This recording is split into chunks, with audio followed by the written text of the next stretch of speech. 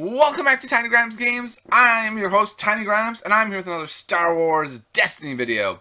And today, I want to talk about 10 powerful plays that you can make in Star Wars Destiny. So, here we go. In no particular order. The first one I want to start with is Ace in the Hole into Crime Lord.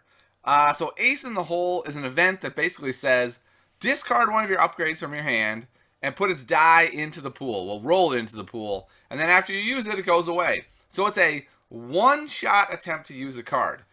So this ends up becoming a really powerful combination with a number of cards. Thermal Detonator is a good one, but Crime Lord is an especially good one because you can, out of nowhere, kill a guy. So anytime you're playing a yellow deck, if they have 5 resources, you need to be a little nervous. Are they really going to try to just desperation me and kill my guy? And so what's really interesting about this is when I'm playing a deck, like let's say it's Dooku Jabba, I want to kill Jabba. If I can kill Jabba right away, it takes away all kinds of their options. It takes away electroshocks. It theoretically takes away thermal detonators, crime lords. But if they can put down the 2-card combo of Ace in the Hole plus Crime Lord, they can make it happen. Let's talk about the good things and the bad things with this combo. The problem with the combo is it's super risky. If you're just like, things are going bad. Mid-turn, I'm going to try it. I'm going to discard the Crime Lord. I'm rolling the die. It's a special. And then they're like, I'll remove the special. And you cry really, really hard. So really the best time to use Crime Lord, the best time is after they've claimed the battlefield and you have somebody with focus on the board. Then it's just automatic. You roll out the Crime Lord, you focus it, boom, your opponent cries. But you can also get away with it if your opponent has no resources left and you have a focus die and they have no resources showing on their dice or they have no cards in hand. You can also get away with it then. Let's say they have no resources showing on their dice and they are not playing yellow. You roll out the Crime Lord, it's a blank. Well, it can't be a blank. There are no blanks. It's 2 shields. But you have that focus. If your opponent has no resources and no resources showing on their die, there's nothing they can do. The only cards that can remove this would be something like He Doesn't Like You or Unpredictable, which are both yellow. So like I said, if it's yellow, it becomes a lot more risky. But if it's not, they just have to watch it happen. You're just like, boom, 2 shields. I wonder what I'm going to do. And they're just like, no, he's not really going to focus that. There's nothing I can do. No! And then you just crush them with your Crime Lord combo. So that play is incredibly powerful because out of nowhere, you just kill a guy. And anytime you can just kill a guy out of nowhere, it's really frustrating for your opponent, especially once they've killed all your yellow guys. And they're like, okay, all right, I'm good. I killed the yellow guys. I'm going to be good. All right. The second powerful play that I want to talk about today, I've talked about it a little bit before, but it's the combination of hit and run plus all in.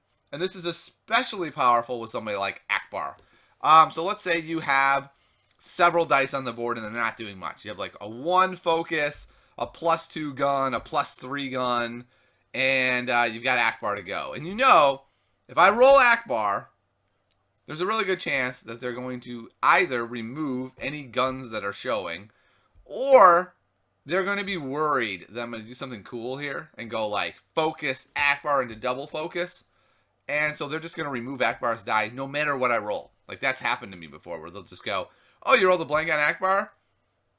This board looks really bad for all in. I'll electroshock Akbar. And then you just kind of go, oh, dang, my plans are gone. But if you can hit and run, it doesn't matter what Akbar rolls. Let's say Akbar rolls a blank.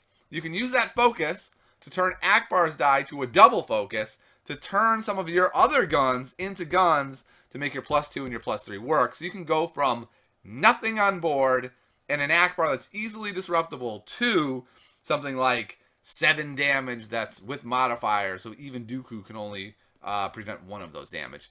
And in essence, it takes a very mediocre board into a really, really powerful turn.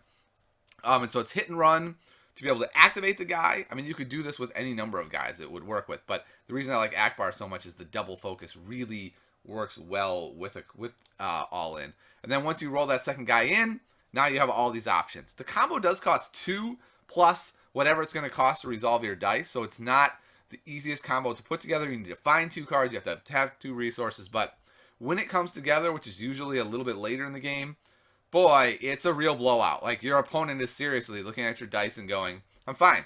I'm totally fine. Like, even if he has all in his hand, I'm fine. And then you play hit and run into all, and they go, oh yeah. No, I'm not fine at all. I just lost character. And he was pretty much full health. So it's a really, really strong card. The next really powerful combo is very similar to the last one, and it is using It's a Trap. And It's a Trap is an incredibly powerful card for red that lets you choose a symbol on an opponent's die and then turn any number of your red dice to that symbol. And again, this is really powerful with all kinds of different combos. Just even on its own, it's a power play. Like, as long as you roll out a bunch of dice that have red guns on them, so like a double Akbar, double Trooper deck tends to use this card really, really well because it's 4 dice inherently with red guns, and then you play several upgrades that are red guns, and suddenly you might have 7 dice sitting on the board that are all blanks, and your opponent rolls their force throw. Their force throw, and they're like, come on, special. Whoosh. Oh, right, it has that one blaster side. Boy, if he has It's a Trap, this is gonna, bam, it's a trap. And you're like, ugh, that's game. That's game. Just got blown out in like 28 damage. Because it's ambush, you get to turn all of them to the guns and then immediately resolve them. So the card is really super powerful. To me, this is the reason to play red. However, there is, of course, that serious downside that if your opponent literally has none of the icon you need him to have, you're screwed. That's a big problem. But what's really cool about the card is it's incredibly versatile. It's any icon you want. Let's say you have a launch bay in your hand. It's a trap to get out a whole bunch of resources because your opponent just doesn't have ranged in their deck. That's really not that bad either. Now you suddenly got out of nowhere. You had like 1 resource, you turn it into It's a Trap, and then you come up with 6 off of your dice, and then you plop down a launch bay, and your opponent's jaw just goes, you got a launch bay out of nowhere? That's not good. I have 3 disrupts showing. I could have easily stopped that from happening, but It's a Trapped it on me. So the card's really powerful, really versatile. It's a really strong play. It's a good reason to use red. All right. The next card, this is going to sound really lame. It's playing Sith Holocron. I'm not saying it's comboing it in any way. I'm saying it is drawing Sith Holocron and playing it. That is a powerful play. Here's why. First of all, it means you're going to be doing really, really powerful things. Any number of things. Could be a free mind probe, could be a free force throw. But that's secondary, right? The primary reason why this is such a powerful play is your opponent loses their mind. If you do this turn 1 with nothing in hand, with nothing in your deck, no force powers in your deck, you're just playing this because it's a focus, it's a +1 resource, and it's free. That's the only reason you're playing it. Now, I can't imagine that scenario, but maybe you are. Your opponent freaks out. First of all, they tilt. You'll often hear, ugh, or you'll hear, that card's broken, or you'll hear, that's why I never run blue here, blue villain, it's too easy. But whatever's going to happen, you'll very rarely have an opponent who just goes, oh, okay, Holocron, that's cool, no problem. So you're going to have your opponent already sort of on tilt, possibly making poor decisions because they're annoyed that you already have a Holocron. In addition to that, they're going to make their plays around it. If you roll the special on the Sith Holocron and they have an Electroshock in hand, there's a real good chance they're burning both one of their resources and an amazing removal card just to get rid of your Sith Holocron. That is doing nothing. I mean, it may be doing something amazing, but maybe you don't have any force powers in your hand. Maybe that wasn't the side you wanted. You were hoping for the resource side that turn. But they're still going to go out of their way to remove it. In fact, if they have disarms in their deck, they're probably going to use those on Holocron. So you're going to get your opponent to use their really strong disarm card on Holocron when maybe there's better targets like jetpacks and other things that are just doing more inherent damage. Holocron, just putting it on the board is a power play for so many reasons. Next up is a combination that I've actually gotten to use before to great effect, and that is the Battlefield Starship Graveyard that comes in the Ray deck, which basically says, claim it, put an upgrade on the top of your deck, and the card Second Chance, which basically, without really reading the card, says, You can't kill me, man. So if you can do this every turn, it makes that character nearly unkillable. I actually had a game where I had Han Solo use second chance 3 different times in the game, really forcing my opponent to make plays they didn't want to have to make. By the time I used it the 3rd time, on the 4th turn, it was just kind of like, I can't let you have this. And so instead of doing everything they wanted to do, they ended up having to resolve their dice in a weird way to just make sure that they get the battlefield, letting me do more free actions against them. But in essence, it is a really strong play because it's giving your character 5 more health. Now, it costs 3, right? And you may be saying, excuse me, how are you looping this every single turn if it costs 3? And that's a really good point. The first 2 turns I was able to pay for it, but the 3rd turn, remember, it's an upgrade. I just put it on top of one of my other upgrades. I was like, all right, do I want to overwrite this upgrade for a second chance? Not really. I want the damage. But if it's between the damage and keeping Han alive longer, I'm going to take keeping Han alive longer. So it can be an incredibly frustrating card just to see once. Like, just playing this once is pretty much a powerful play. But as soon as you start looping this card, I mean, your opponent's going to be incredibly frustrated. Like, so you're just going to keep doing this the whole game? This doesn't seem fair. I just can't kill him. So in order to basically kill someone like Han, you got to burst him for a lot. Like, you have to burst him for about 10, basically, to be able to kill Han in a single turn, which is incredibly powerful. All right, the next power play is one of my very favorite cards, and that's Cunning. Cunning is so good. So good. It's so good because it screws your opponents for playing good cards. You're like, oh, you played a good card? Awesome. I love that special, man. Let's see what we got. So the power play is really, could be Cunning plus anything, literally. But instead, I'm going to call it Cunning plus Crime Lord because I've done this and it was absurdly insane. And what I mean by this is if you're able to play Cunning and hit its special, you're going to be able to hit whatever special is on there. And so I had a turn. He had played Crime Lord, and so I could see this coming, right? I saw the scenario developing. And so instead of spending my money on stuff I wanted to spend it on or re-rolling for damage, I just went for money. And so I stockpiled money so that the next turn I could roll out Cunning, and it was on Jabba. And so I would be able to re-roll the Cunning to be able to try to get that special. And I was indeed able to hit the special before he was. I think I rolled my special, then he rolled his special, but I was able to then to Crime Lord his own Crime Lord. So that was pretty amazing.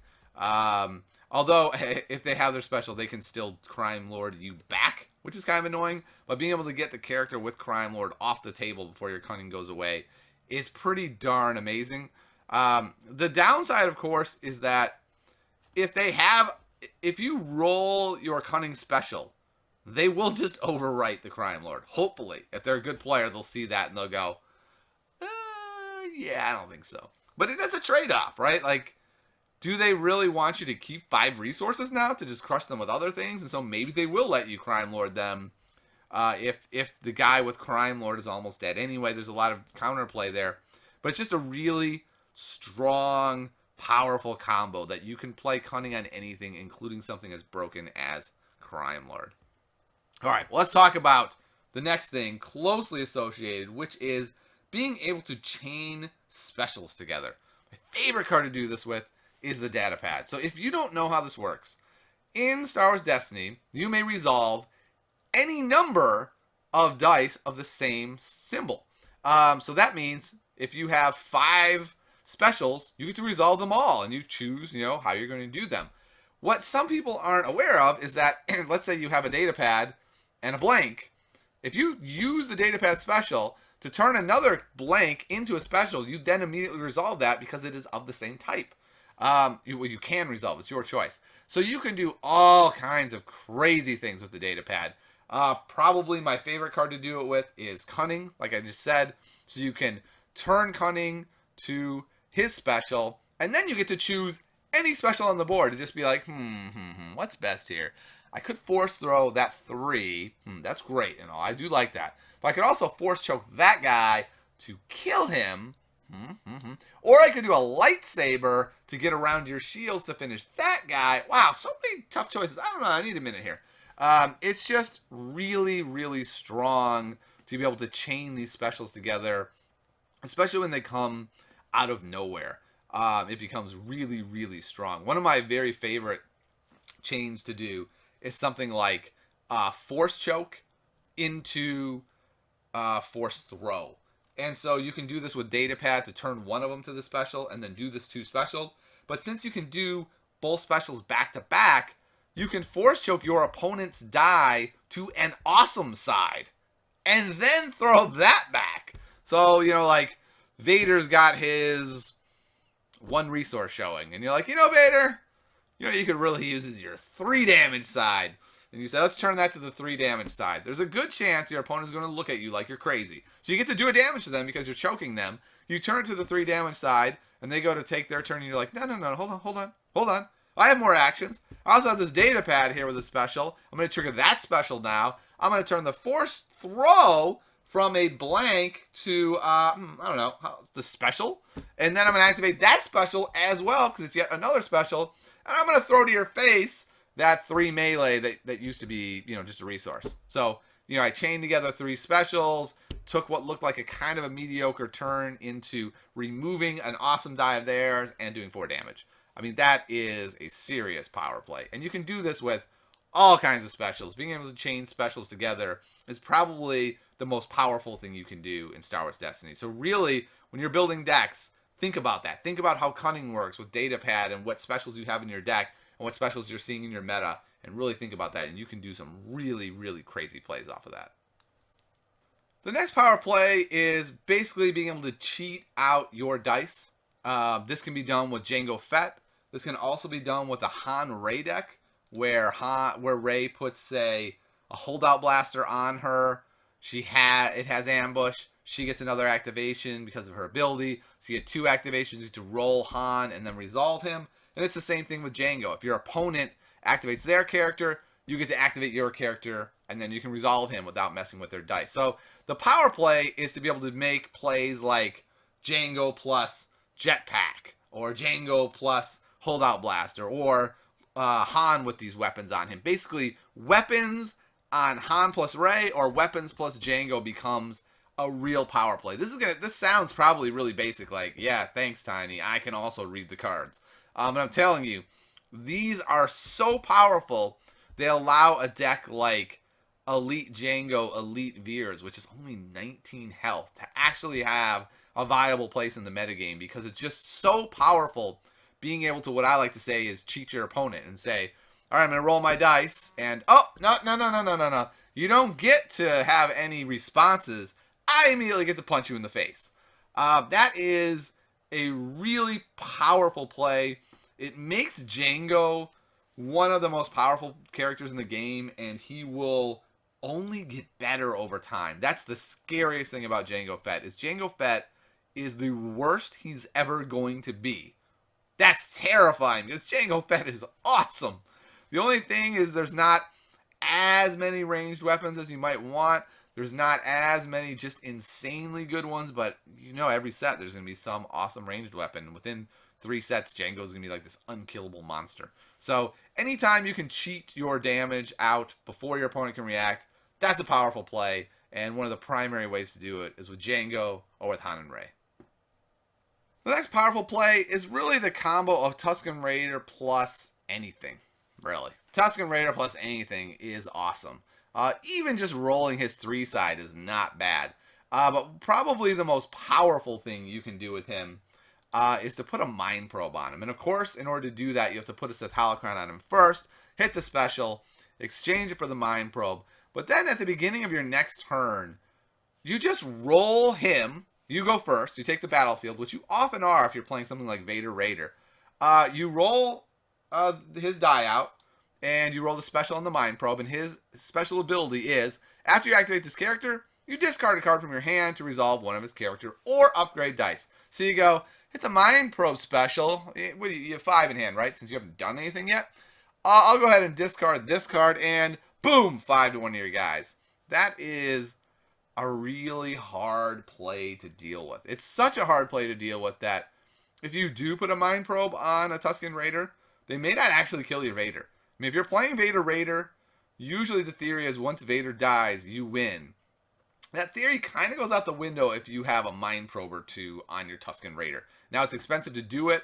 You have to get pretty lucky to be able to hit that special with the Holocron and be able to have the cards in hand to exchange. But if you get that happening for you, I mean, you are in business. Do remember, though, you can't just play a Mind Probe on a Raider. I've had several people do that where they're like, yes, I did it. Mind Probe on the Raider. And you have to be like, well, I mean, it is blue character only. And I'm like, oh, right. You have to cheat it in with the Holocron. But when you can, you know, it's going to give your opponent pause. Maybe I need to actually kill the Tusken Raider. Maybe. All right, the last power play I want to talk about today is Poe Dameron plus really anything.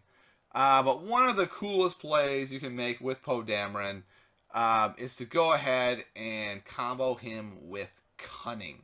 I love playing him with Cunning because when you discard the card, so what Poe says is when you hit a special, you get to discard any card from your hand and resolve any side of its die. That's insane.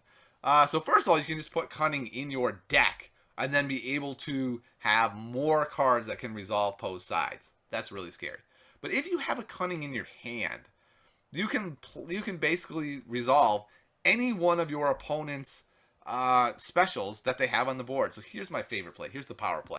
They have a thermal detonator out, especially if it's already rolled to its special side, right? Oh, so they know they're about to trigger it. They're about to do piles of damage. They're willing to take the sacrifice to do all that damage to you. And Poe's got his special up, and you discard your Cunning, and you say, I'll trigger, I don't know, let's say that thermal detonator. It is incredibly brutal because they have to not only take a bunch of cards as damage, take a bunch of damage to all their guys. They have to take 3 damage to all of them. Let's say it's a 3-character lineup. The detonator goes away because it triggers it. So out of nowhere, they've gone from being in a really good spot to losing their detonator and taking 3 damage on all of their characters. That is just incredibly powerful and disgusting.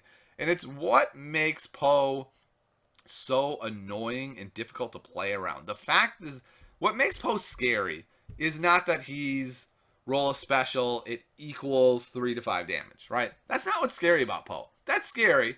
What's scary is he could do anything to you, right? You do not know what he's going to do.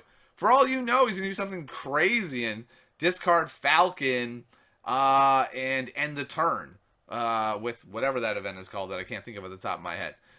Smugglers something. But you can just end the turn. You could, if you're playing with a blue deck, you could do anything. You could just be like, I'll go ahead and discard Force Throw to chuck that die back in your face and make you do damage. He's such an annoying guy because he's very hard to play around. It's like, obviously, if you see his special out there, you want to take care of it. But if you can't take care of it, what do you do? Do you not roll your launch bay just in case they have a Force Throw in their hand? It just makes him really annoying, and that Cunning play into your thermal detonator is like the worst case scenario. Just about. It might even be worse to just do Crime Lord, except for the fact that that costs 5 also, and it's pretty tough to put that much money together. Just triggering someone's thermal detonator is really, really rude and disgusting. So I'm sure you guys can think of hundreds of other awesome power plays. Go ahead, put them in the comments below. I am happy to take a look at them. So thank you so much for stopping by and checking out another video. And remember, you can support my channel by using the discount code TGGames when you check out at brokenEggGames.com. And I'll see you next time on Tiny Grimes Games.